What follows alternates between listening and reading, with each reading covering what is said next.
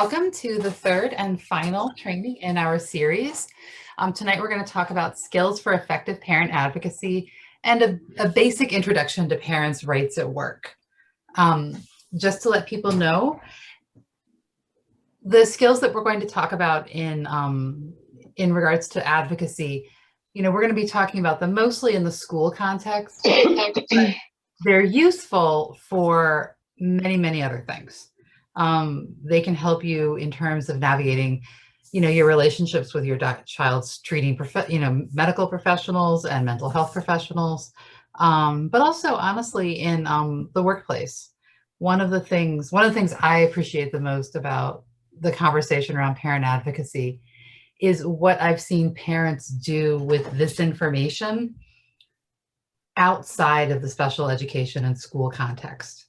A great example is a family I worked with a few years ago. We worked together. Her child was, being inappropriately put out of school. And she did some training with us, and I represented her in some litigation. And we were successful, and I was very pleased about that. But then about a year and a half later, I connected with her, and she talked about what she learned in the course of our working together in terms of advocacy and advocacy for her rights and for her son's rights. She was able to use that to push back against her landlord around some unsafe housing conditions, around lead. She was written up in the city paper and the Washington Post as an advocate for safe housing. And I was enormously proud. So I want you to, as we go through this training about effective parent advocacy, we're going to be talking about it in the school context, but just realize that it's something that you can use in lots of other parts of your life. Okay, including the part at work, where we're going to kind of end today. All right, sound good? All right, so I am still, all right, I am still Maria Bloyer, and I'm still with Advocates for Justice and Education. I'm the Director of Programs and Outreach, and we are the Parent Training and Information Center for the District of Columbia. And part of our mandate is to make sure that parents understand their rights as they navigate all aspects of the special education process. And I like to say one of the things we like to do here is to tell parents they have power and how to use it. And I love this quote, "The most common way people give up their power is by thinking they don't have any." And one theme in the law that's incredibly clear is that parents have a lot of power in the special education context. They are a required member of the team that makes decisions. They're a required member of the eligibility team, and they have to consent for services. So I think that it's just really important that parents remember that they are incredibly important in this process and actually have a lot of authority. So sometimes people don't know what advocacy looks like or what it even means. So I try to remind folks that they actually probably know a lot more about this than they think they do. So at its core, advocacy is the process of speaking up to make things better for yourselves or for others. And I think a lot of folks engage in this work without even realizing it. They do it maybe by talking to their child's teacher about something. And it doesn't even have to be something bad. It can just be, an issue or a concern. Or maybe you've, spoken to your neighbors about something you care about in your community. Or actually, just something really small and very micro, interpersonal. You told a cashier that, like, hey, look, this item is on sale. I am not supposed to pay full price for this. Or, anything like that. So I don't want you to think that advocacy is something special and removed from what we're all doing every day. It's an integrated part of our lives. And this conversation today is really just designed to help you be better at something that you're probably doing a lot of already. And I always like to tell people why. So why should parents be an advocate? Well, I've got a couple big reasons, and these are really the highlights. One, parents know what works and what doesn't work for their child. Parents have unique information. Okay. And I don't, just because a lot of times parents, come to me and they say, well, I'm not an expert. Well, actually you are. You're an expert in your child's lived experience. You're an expert in your hopes and dreams for that child. You're an expert in how the child's school day impacts them at home. So I really think it's important for parents to know that they have unique knowledge. And the law's given them unique power in this scenario. And also parents have concrete ideas of what's going to work and what's not going to work, right? And I think that's really important. So please know that, parents are useful advocates and they have unique information. And perhaps most importantly, the parent is the only person who has a long-term relationship to the child. There is no teacher that is guaranteed to be there at the beginning and at the end of the child's educational experience. And most of the time, the parent is that person who's guaranteed to be there from beginning to end. And I always try to explain to folks that, listen, I'm an attorney, but I go away once the problem is solved, right? I'm not there from beginning to end. I'm there in moments of crisis when there's a problem, but once that problem is solved, I'm not there. So I always think it's important for parents to remember that, not only do they have unique information and unique knowledge and unique power, they have a special relationship. And that special relationship is much longer than anybody else's. Okay. All right. So basic skills. We're going to go through these 6 sets of skills. And I'm going to try very hard to tie it in specifically to the unique needs of students with disabilities and those students who have sickle cell, which presents a little bit differently than some other disabilities do at school. So number 1, know your kiddo and know their disability. Okay, that also means kind of knowing what they need, knowing what works and what doesn't work for your child. Know the key players, know who you're talking to at the school. This is incredibly important. This means you guys probably spend a couple minutes with that handbook at school, but take the time to figure out who you need to be talking to at the school level. Okay. Know your rights and responsibilities. This is a big one, and I think a lot of you have probably already done this, especially if you watched the first night of this 3-part series. We're not going to go over a whole lot on that, but AJE's got a ton of resources to help you understand your rights in the special education context. Become well organized. I've got tips and tricks around becoming well organized. We'll talk a little bit about some of those. We also have 2 webinars just about becoming organized, and we have some templates that you can use for keeping your own notes at meetings. Use clear and effective communication. This is probably where we're going to spend the most time tonight, this communication part, because I think it's really important, and there's some little things that folks can do to really have a lot more impact. And then finally, know how to resolve disagreements. We're not going to spend a whole lot of time here. We'll talk a little bit about some of the informal dispute resolution options, and then I'll point out some of the formal dispute resolution options. Okay? Does that sound like a plan? All right. Yeah. Okay. So this is kind of step 1, right? What is all this about? And how do I think about it? Parents, I think a lot of times call us and they're very nervous about IEP meetings. So I always try to kind of concretize it and break it down into steps. Who is the star of the meeting? And this works for any meeting. Who's going to be at the meeting? What are the rules for this meeting? i.e., what are we talking about? What's my plan? What do I want? And what do I say when it's my turn? And I think number 4 and 5 are often the places where sometimes families don't invest the time and energy to figure out, what exactly do I want out of this meeting? What is my ask for this meeting? I think a lot of times we spend time figuring out what's not working or saying these are the problems, but we don't come to the table sometimes with concrete asks or potential solutions. So I think number 4 and number 5 are a great place to really figure out, what am I asking for? What do I want? And what do I say when it's my turn is really just a way to figure out, how am I going to articulate this? How am I going to say it? And we'll spend some more time on that here in a minute. But I think that just remembering, figuring out what is your ask, because I think a lot of times we know what's not working, but we don't quite know what we want.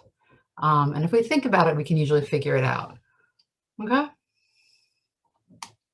Okay. The star, of course, who's the star? The child is always the star. And I think that's an incredibly important thing. One of the most effective tools in all advocacy is to keep your eyes on the prize, right? Keep your goal in mind, and your goal is always a great outcome for your kid. Okay, so I think it's incredibly important to frame everything in the context of what your child needs, and who your child is. And that, one, keeps the focus on the right person, the child, but two, it also has this like built-in relevance, right? It always ties in what you as the parent are saying to the child's educational outcomes, to their needs. And it's an incredibly important and powerful tool, because it's very hard, because the educators also want to center the child in the conversation at the IEP table, right? Or at the 504 table. So just always frame things in terms of what the child needs. And that can be a really powerful tool just right there before you even get into any specifics. Okay. So like I said, we've got some skills. Okay. Understanding your child's disability. Okay. Key players. Right, so we're going to start with understanding your child's disability. I'm not going to spend a lot of time on this, because I think if you're connected to this conversation tonight and you're connected with Howard and the sickle cell program, you probably have a good sense of what your child needs. Also, I don't know, I'm not an expert in that area, right? But I think understanding your child's disability helps you know what to ask for and what you need and what you want. Okay, so spend the time to invest in that. And it helps you articulate later on down the road the things that you want, the things that you need. But understanding your child and their disability also puts you in a position of being able to evaluate what people are telling you, right? And it puts you in a position of relative power, because you know something that the other folks may not at the table know. Does that make sense? All right. Yes. Yes. All right, so know the players. This is a big deal. You need to know who you're sitting at the table with. And in the District of Columbia, before you have an IEP meeting, you have a right to get a list of attendees and the material that's going to be discussed 5 days in advance. But I think it's important to spend a couple minutes looking at that and figuring out who's going to be here. And also take a moment to understand their relationship within the larger organization. You know, one thing that sometimes happens a lot is there's a negative outcome at the school, and the parent maybe, and it's a DCPS school, let's say, and they immediately escalate to the chancellor's office. That's not a terrible idea, but there's about 20 steps in between there for people who may be closer to the problem, closer to the school, and be in a better position to be responsive to what you're saying. Once it's at the chancellor's office, he's a busy guy. You might not get a response that you, in a timely fashion. And more importantly, that response is probably going to be kicking it back down to the person closer to you. So I always recommend, you know, be intentional about when you're escalating a problem, and think about who is the appropriate person to escalate it to. It might be the principal, it might be the instructional superintendent. And also be mindful of where the governance system has put you in this problem. I think we talked a little bit, you know, the first week about who to complain to sometimes when there's a problem. And for example, if you're in a public charter school, the chancellor has no authority, none whatsoever. So it makes no sense to complain to the chancellor about a problem, because he has no ability to solve that problem. Okay, so that's what I mean when I say know the key players. You know where people are in relation to the experience and the concern that you have. How can you find out a person's name? How can you figure out this information? We can help you with that if it's a real problem that you have. But generally, I spend a couple minutes looking at that old-fashioned org chart. Okay. All right. Know your rights and responsibilities. Again, a lot of you have already gotten a lot of this because you've been here for 3 nights and you're pretty familiar with parents' rights and responsibilities in DC in the special education context. I do think that there are 2 things on this slide that I really want parents to look at. One is ask to see the laws and policies. If you are at the table and someone says to you, oh no, we don't do that here, or oh no, we have a policy against that, ask for the policy. You have a right to that policy. The District of Columbia has got an incredibly robust freedom of information law. And the nice thing about that law is it does not require that you go file a formal request. They have public agencies have an affirmative obligation to give you that information upon request. They actually are supposed to post it online, but if they haven't posted it online, they have an obligation to give you that. So for example, if you're at a meeting and maybe it's a 504 meeting and the school says, well, we have a policy that says if a student's going to be absent for 5 days in a row, then, they can't, I don't know, then we automatically need to have a referral to, some intervention. Well, can I have that in writing? Because that doesn't make sense to me. Or if the school says, oh, we have a policy against 504 plans for that particular disability. We don't do that here. Ask to get that in writing, especially if it doesn't sound right. Ask for that policy. And honestly, I will tell you sometimes that just asking for that policy or the law or the legal authority for what they're saying, someone says something that doesn't quite sound right, you're like, oh, can I have that in writing? Or, can you give me the manual or the policy that backs up that thing that you just said? A lot of the times, just that little tiny bit of advocacy, you're not even disagreeing, you're asking for information, will make a difference. Because sometimes when that person goes back to the table or goes back to their office, they're like, oh yeah, that's out of line, that was wrong. Or, they ask for, oh yeah, what's our policy on so-and-so and such and such? And they find out that they've been saying it wrong the whole time. So just asking, okay, is a really powerful tool. For example, I've seen great changes happen in schools just because I asked for things like, hey, what's your policy for school psychologists? What's their credential? Just that little tiny question can make a difference. Okay. All right. So that's your rights and responsibilities sort of in a nutshell. I do want to remind folks, this is a great place to remember you've got that 5 days in advance in the District of Columbia before you have a meeting to get your documents and materials. That's a really basic right that parents have in DC that makes a big difference. Okay, and another right that parents have in DC is to not have to sign documents at the table. They can take it home, think about it. Okay. And there's more details about the specific rights and responsibilities of parents in the first session that we did. All right. Become well organized. This is like my favorite one. Okay. There's about 1 million different ways to organize documents. There is no one right way. Whatever the way that works for you is what is going to work. I recommend generally that people think about one of two things. Some parents really are chronological thinkers and they think in order. So some parents just keep a notebook, okay, and a binder, and they just put documents in as they come in. And they're just in chronological order and they're not sorted by type. Okay, so it's just, this is, my child's medical record, this is my child's school evaluation, this is the IEP, this is the report card, and it's all going in chronological order. That works fabulously for some people. I am not one of those people. I need things sorted by categories. So I like to have a different folder for IEPs or 504 plans. I like to have a different folder for school evaluations, a totally different folder for medical stuff. So it really is what makes sense to you as a parent and what's going to work for you. Okay, but I do really recommend that parents take the time to keep a robust record system of some type. And if you're somebody who's really overwhelmed with it, one of my favorite things to do, and I haven't been able to do it in person since COVID, but is to help parents take that giant pile of paper and turn it into something they can use. So if that's a service you're interested in, that is something that AJE can absolutely help you do.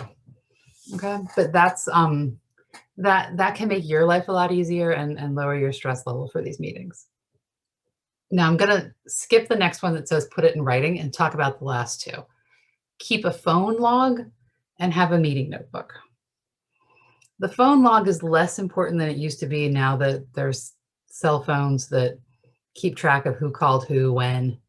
But I do think it's helpful, and it doesn't have to be expensive or fancy, and it doesn't actually have to be a piece of paper. It can be a note in your phone. Some people use the Notes app to do this. Some people use the text app to do this, but just note when the school calls you. This is particularly an issue if you have a student who's got, some behavioral action, some behavioral concerns. But keep a log, especially if there's a disagreement or you sense that there might be a disagreement. Keep a phone log of when you call the school and when they call you. Okay, it's incredibly important, especially if you feel like there may be a dispute about attendance issues, or there may be a dispute around the student's ability to access instruction because of behavioral issues, and maybe there's a need to call you about behavior.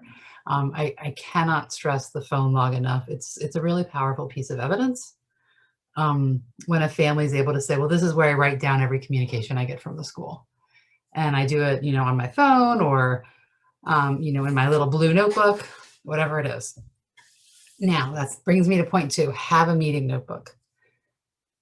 Have a way, and it's, again, whatever works for you. It can be a blue notebook, it can be a laptop, it can be your phone. Have a place to keep your notes from your meetings, okay?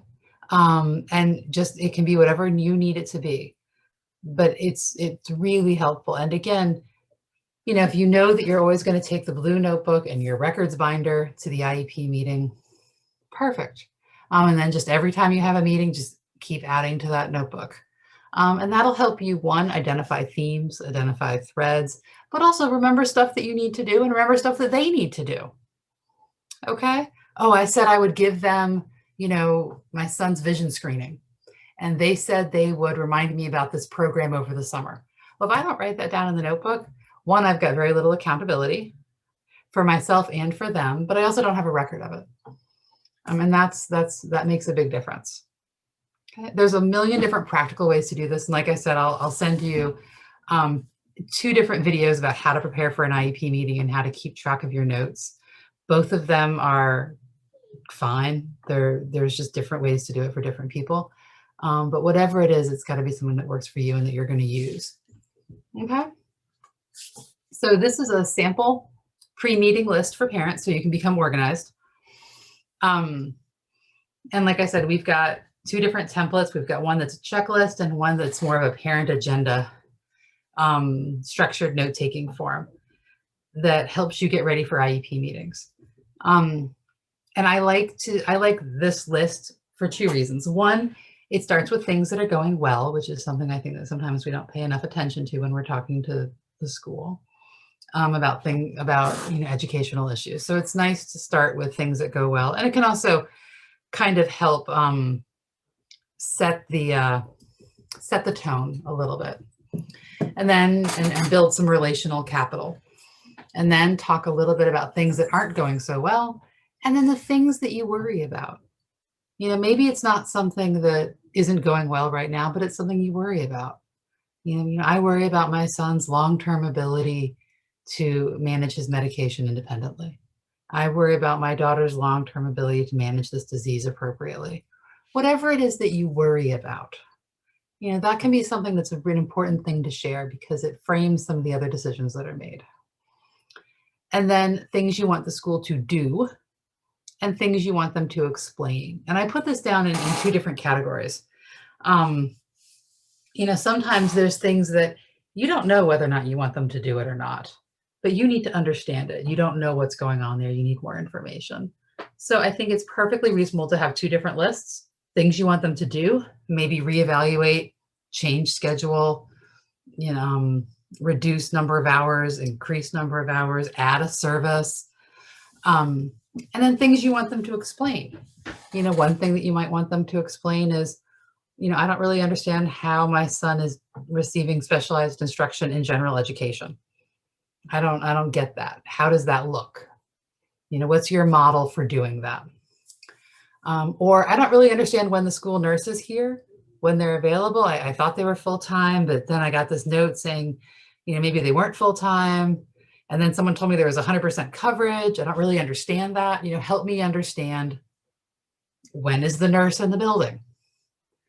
So I think it's worthwhile to kind of break things down that way. And it's very helpful, I think, to make that list, because once we're in meetings, a lot of the times our ability to remember everything all at once when we've got a bunch of people staring at us is sometimes a little bit limited. Okay. Now, this is my favorite slide in this whole evening. So we're going to spend a minute on it.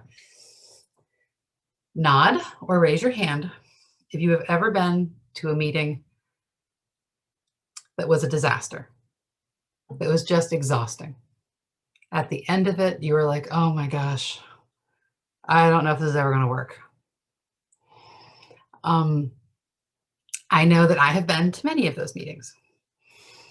And there's a couple of ways to keep that from happening sometimes. And communication is a key part of it. But also keeping things focused on outcomes and less emotional. Okay, so I really want to spend some time on this. So the big picture here is use clear and effective communication, use specific examples, avoid making people feel defensive, turn negatives into positives, and summarize and reflect. So those are the 4 skills. We're going to kind of practice them a little bit. So use specific examples. This is a little bit self-explanatory, but maybe not so much. So instead of saying, for example, gym is dangerous, you do not supervise gym class appropriately, and it is dangerous. That is a conclusion, right?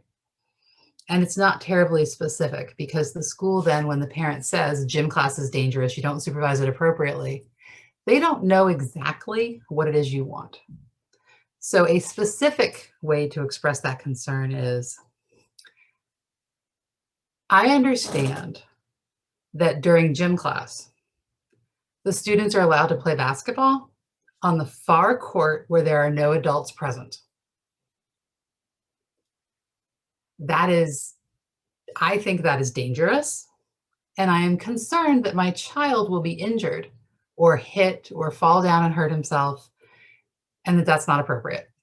And I think there should be more supervision of the children when they're playing basketball on the far court. Okay, so that's different, right? Because now we know what the problem exactly is, and we have a built-in solution into it. Have an adult down there at the far court when they're playing basketball outside. So that's what I mean by using specific examples. And that also has a little bit of this other skill into it, which is turning negatives into positives. And that's where you're building in a solution to the comment. So instead of saying gym class is dangerous, which is a negative, we're saying, add an adult. That is a more positive statement, right? That is a thing to do. It is not just a statement of what is wrong. Okay, now, one thing I did, I'm sure you noticed this, is I frame all this, instead of gym class is dangerous, it's I am concerned. I think that. Those I statements are really powerful and helpful, and they do help keep people from feeling defensive. Now, I always have a little trouble with this, so I want to be really clear. It is not the job of the parent at an IEP meeting to manage the emotions of the school staff, right? That's not your job. You should not worry about hurting feelings. However, we have a goal in all of this, right? And that goal is all about the child. Okay, and we want these meetings to be productive and positive because we want good outcomes for kids. And when adults are feeling defensive or deeply in their feelings, it can be harder for them to focus on the child. Okay, I'm not saying that's right. And I'm not saying it's your responsibility as the parent to help manage the school staff's emotions. It's really not. But you want the best outcome possible. And if that means doing something that maybe isn't really actually something you should have to do, then most of us are going to say we're going to do that, right? Because if you say gym class is dangerous, that can be heard as, I'm not doing my job. She doesn't think I'm doing my job as a teacher. She thinks I'm a bad teacher. And it also is very definitive. Okay. So starting with, I feel gym class is dangerous for these specific reasons. And these are the specific things I want you to do to fix it. That's a much more emotionally palatable approach. Now, this isn't a guaranteed technique. It might not always work, and it might end with gym class is dangerous. And then all the other things we've already said, this is what I need you to do. Let's start with the I feel statement. Start with those I statements, because those really can be powerful. And I think another place where it's really important is that, we as people can't read into the minds of other people. Like, I can't read anyone's mind. My life would be a lot easier if I could, right? So when a parent says, you don't like my child, that might be a very true statement sometimes. I mean, I hope it's not true, but it might be true. But it's also not helpful, right? It has now put that teacher on the defensive, and it's not something that can be fixed, right? So using these skills, one thing you can say instead of you don't like my child is, when you, teacher, don't greet my child when he comes into the room, I feel like you're sending a message that you don't like him, or I feel like you're not welcoming him into the classroom. Okay. That is something that is specific, that is actionable, that lets them know what can be done to change that.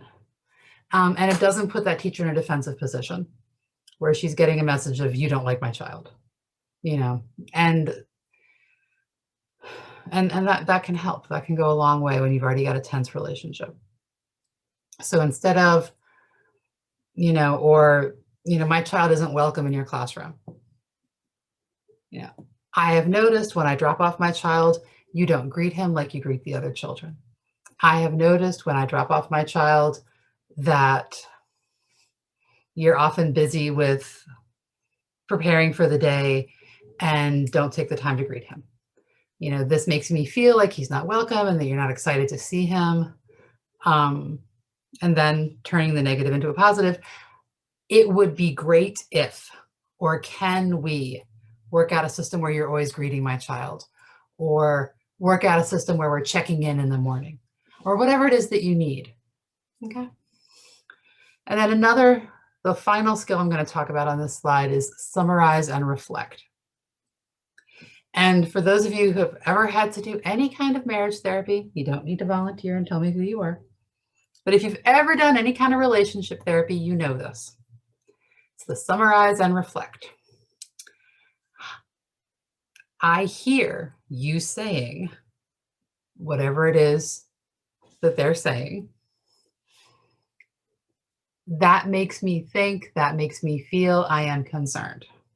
And then, is that correct? So it's really summarize, reflect, and verify.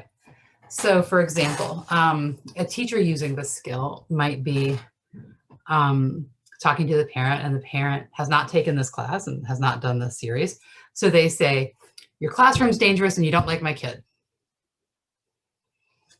Okay, so a teacher who maybe stole my slides and knows about this class might say, all right, I hear you saying that you think my classroom is dangerous and that I don't like your child. That makes me feel a little sad. Okay, so that's the summarize. Okay, that's the sharing of the feelings. And then, is that correct? Am I hearing you correctly? And just that process of summarize and reflect can really go a long way to clarify statements. Okay, so I'm a big believer in that. And it's always done with that the I's phrasing. I hear you saying, is that correct? I hear you saying, comma space, this makes me concerned that, is this correct? Does this seem reasonable? That summarize and reflect can also really do a lot to correct misunderstandings before they go anywhere. Okay, and correct miscommunications. Okay. So before I come off of my favorite slide, questions? But y'all didn't know you were going to do like therapy stuff in here tonight. All right. So here are your 4 skills, and then here are some tips to kind of help you use these skills better. Okay. Again, focus on your goal. Goal, good outcomes for kiddo. Focus on your goal. And I think that helps from, your mindset at the beginning to how you phrase questions and how you think about things. Just child's name should be in every other sentence. I have a colleague who literally writes the child's name, big, bold letters on the top of the document before the conversation starts, and then is constantly referencing that child's name so that it is top of mind for everybody in the room. There isn't going to be any confusion that this is just a kid. This is this child's meeting this child's needs. Show respect and expect it from others. This goes a long way. I tend to err on the side of being a little bit overly professional sometimes and a little bit overly respectful, because I think it builds emotional and social capital, and it just makes people feel better. Manage your emotions. This is one of those things where knowing your rights can be really helpful, because if you know that it's going to be tough for you to manage your emotions in the meeting, and things might be contentious, this is where you can bring somebody with you to help you. This is where you can bring someone to provide you with emotional support. This is where you can really use the 5 days before the meeting to review those documents and feel good and process whatever it is you need to process. Okay, so managing your emotions, I fully understand that it's hard. But this is where knowing your rights can be a really helpful thing. And know that you have the right to bring somebody to support you, bring somebody who can give information about your child, use your 5 days in advance, use your days after the meeting to think and process so you don't feel compelled to sign something at the table. Okay. And then also, and I'll include this in the email to Ms. Gibson, we have a meditation. If it's really tough, there is nothing wrong with a 5-minute meditation before you go into the meeting. Okay, that alone can help. And you would not be the first parent to use it. Over the summer, we did group meditation because this can be stressful, and that's okay. All right. Manage your emotions. Basic after that, ask questions and rephrase for clarification. So asking questions is something that some parents are uncomfortable doing. Okay, I've had parents who have gone to a meeting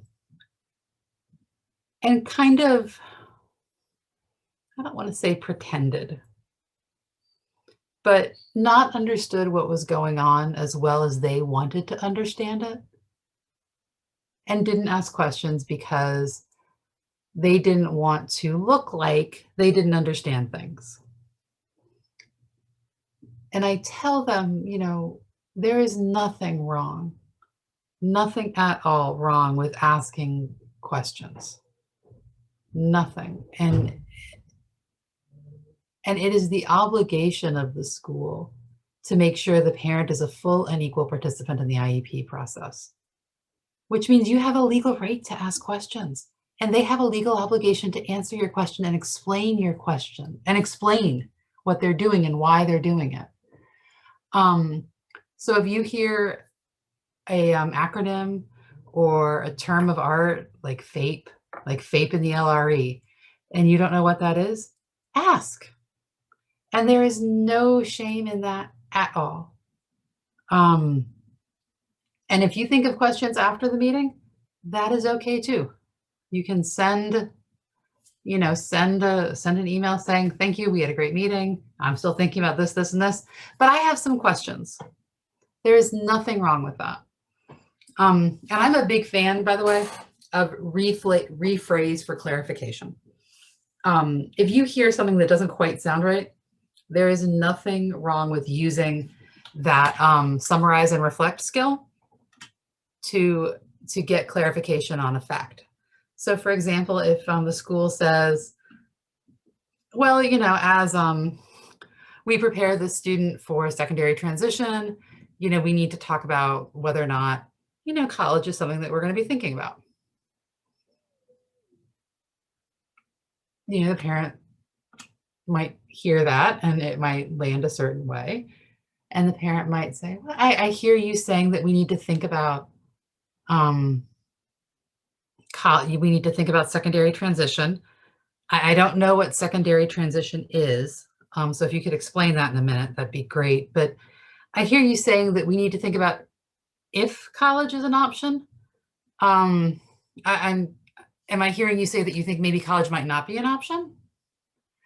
And that's a really powerful way to ask that question, right? Because it's taken what the person has said and turned it back around and then to them and said, hey, this is what I heard. Is that what you meant to say? And a lot of times the answer is, oh yeah, I didn't mean it that way. Of course, college is an option. And secondary transition is the legal process by which students who are over the age of 14 prepare for whatever their next step is in life. Okay, so that rephrase for clarification is a really powerful tool, and it's just a variation on summarize and reflect. Okay, I hear you saying this. Is this what you mean? Okay. And then even when I'm frustrated, say thank you, use all your social skills. Okay, they really do matter. And most of us are going to be working with these folks for a long time, so investing in the relationship, using those social skills, showing up on time, being prepared for the meeting, silencing your phone, all that kind of stuff, it makes a difference. Okay. So, questions? Thoughts? Have you ever had a meeting where you're like, oh, I wish I really could have used rephrase for clarification?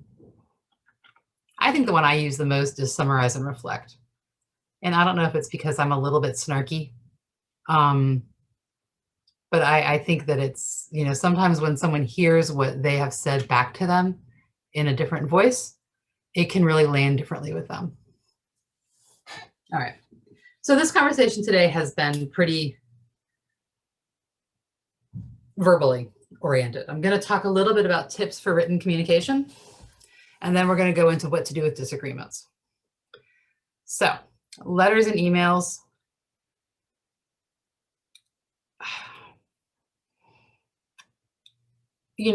Letters and emails, anything you send to the school, you should assume that more than the person you're sending it to is going to read it. Okay? You should always assume that more than the person you're sending it to is going to read it. The rule of thumb is, don't write anything that you don't want written on the front page of the Washington Post. It's not bad advice. Okay. Just generally as a rule, your emails to the school, especially if they're an advocacy email or they're to express a concern, should be sent to the right person, the person who can make the difference and make a change. I always recommend, generally speaking, adding the person who's in charge of the process. So if it's an IEP issue, the special education coordinator and the case manager. If it's the 504 coordinator you're working with, usually that's a counselor, but it's also a 504 coordinator depending on the school. And it should focus on one or two things. Okay, a lot of times if you have more than one or two things in your email, in your letter to the school, everything's gonna get lost. So if you're talking about 10 things, none of them are going to register. So prioritize. Be no longer than a page. I know that's hard. I have the same challenge, but again, prioritize. This is what I need. And it's okay to use bullet points. Set a deadline if a reply is requested. This deadline is really important. Set a reasonable deadline, but listen, I need to know by Thursday what we're going to do here. Okay. Or let's say you're sending an email because you understand that there might not be a nurse at the school building and you're concerned about that. Dear principal so-and-so, I understand that the school nurse is going to be out next week. Is this correct? Can you let me know by Tuesday? That's, you know what your ask is, and you've given a deadline. Okay? Keep your contact information. Give your contact information, let me know via email, let me know by phone number, this is my information, and keep a copy for yourself. Keep a copy for yourself, I always say that now, and then I'm like, well, everyone pretty much keeps a copy of their saved emails, their sent emails now. So I always want to remind folks that this is a little bit of leftover from way back when everybody used letters, but it's still helpful to remember. Okay. All right. So when you disagree, and you'll notice, by the way, this kind of mirrors a little bit here, okay?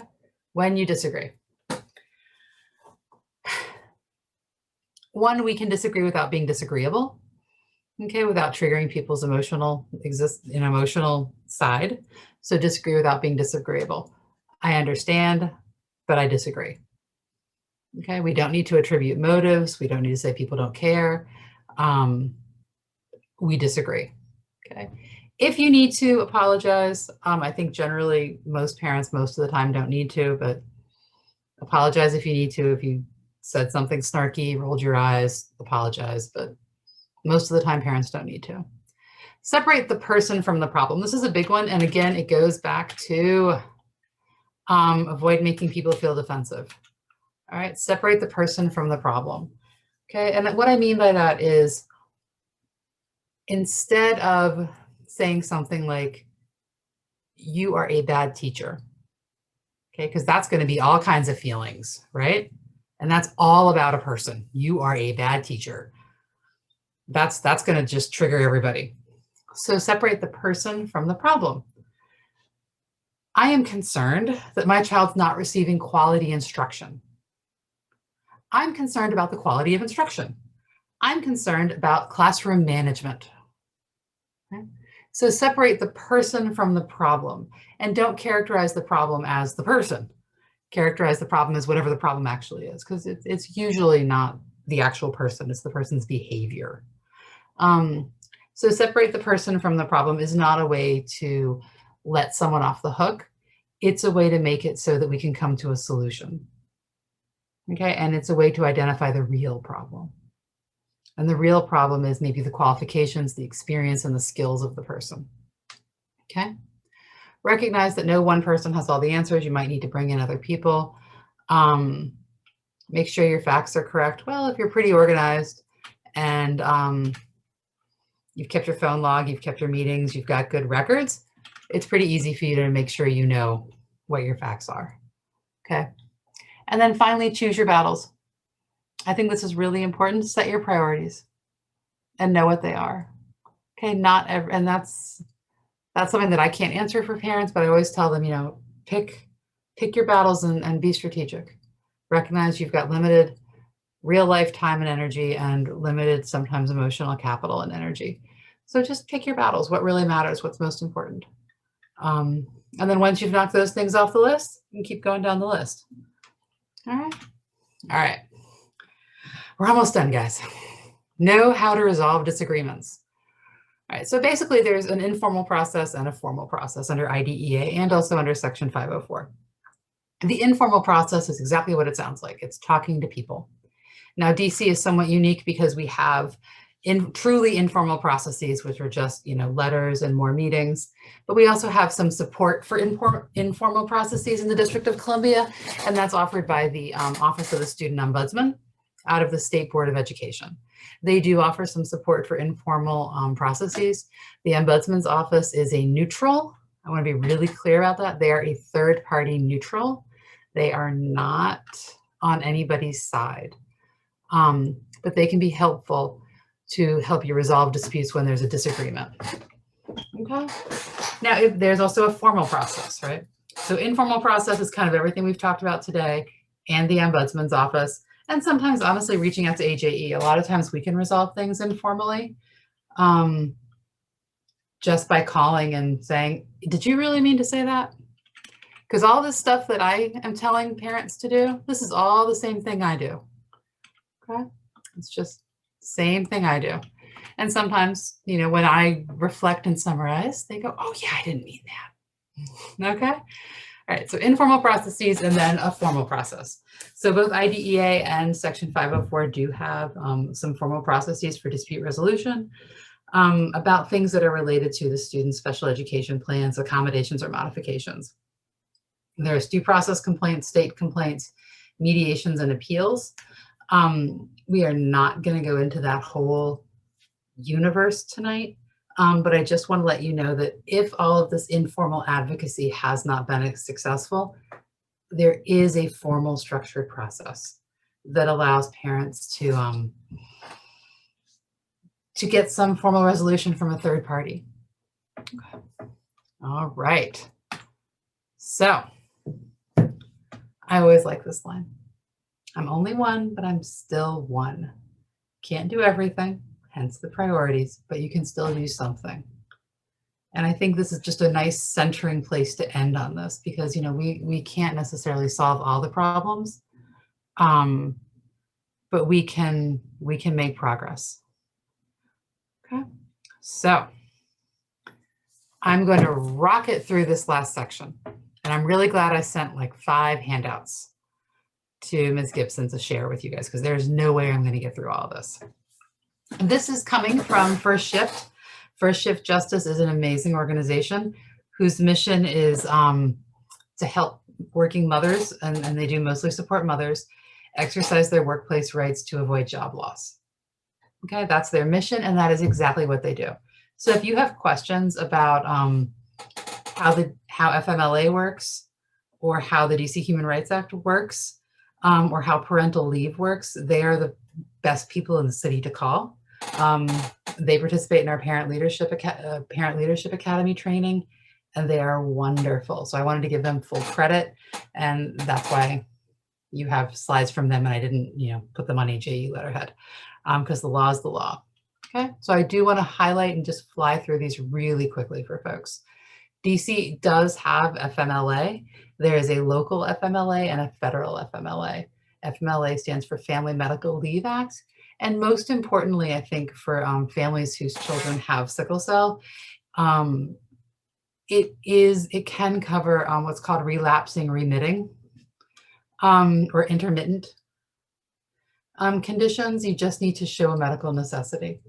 Okay, so if a student has a crisis or is out for a certain period of time and you can't really predict when it's going to be, FMLA still applies to that student. There was a misconception for a lot of years that it had to be something that was like for 3 continuous months. That's the only way you could do it. And both DC and federal FMLA allow for what's called intermittent scheduling. Okay, and these are laws that protect families at work, really protect parents at work. Okay, the other thing I want to highlight is DC does have a universal paid family leave. It doesn't cover every single job in the District of Columbia, but generally speaking, if you're covered under DC FMLA, you are usually covered for paid family leave. It's kind of structured like unemployment benefits, and that's just a good thing to kind of keep in mind. Okay. And then there's also the Parental Leave Act, which is a totally separate law than paid family leave, so just keep that in mind. And the Parental Leave Act is great because it gives parents up to 24 hours of, unfortunately, unpaid leave to attend their child's school events. So for families who maybe aren't covered by FMLA or DC FMLA or paid family leave, there is the Parental Leave Act, which means that if you need to handle your child's IEP meeting, you get 24 hours of, unfortunately, it's unpaid, but it's protected. Okay, they can't, that's a job protection. So you do have this right to attend these meetings. Okay, also in the District of Columbia, which I think is really important to know, there is what's called the DC Human Rights Act, and it protects individuals from discrimination based on 12 different characteristics, but one of them is family caregiving responsibilities. So whether or not you're a parent and whether or not you have caregiving obligations. There's also some other ways that's protected under gender discrimination rights and the Americans with Disabilities Act. So there's multiple ways to protect it, and we're not going to go into a lot of details about that, but I want you to know that generally speaking, it is unlawful to discriminate against an employee because of their caregiving responsibilities. Um, and if that's something that you're experiencing, you should definitely talk to someone. Okay. And one of the people you should talk to is First Shift. They're amazing, like I said. And if you lose their information, you can call us and I can connect you with them. And there's lots of other organizations that do good advocacy around this. I think First Shift is particularly good because they really are looking at that kind of parental, the impact of caregiving on your rights at work, which I think is just so relevant for families whose children may have sick. And then finally, this is still us.